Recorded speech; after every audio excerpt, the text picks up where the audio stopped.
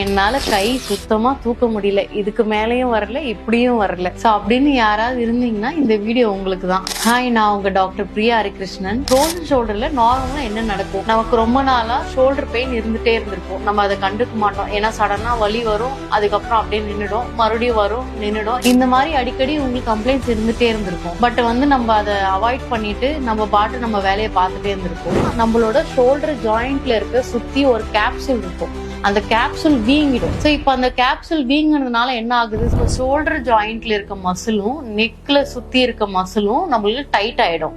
So இந்த tight ஆனா நம்மளுக்கு மூவ்மெண்ட் ஆட்டோமேட்டிக்கா ரெஸ்ட்ரிக்ட் ஆகுது.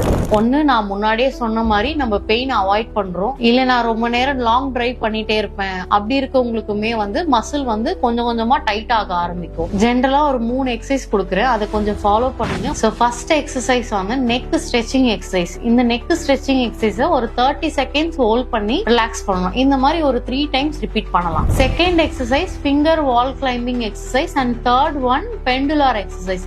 இந்த 2 எக்ஸசைஸும் நீங்க ஒரு 15 கவுண்ட்ஸ் 3 செட்ஸ் ரெகுலரா பண்ணீங்கன்னா உங்க ஸ்டிஃப்னஸ் ஆட்டோமேட்டிக்கா குறைஞ்சிடும். இந்த மாதிரி பெயின் கை தூக்க முடியாம இருக்க உங்க ஃப்ரெண்ட்ஸுங்களுக்கு இந்த வீடியோவை ஷேர் பண்ணி கேர் பண்ணுங்க.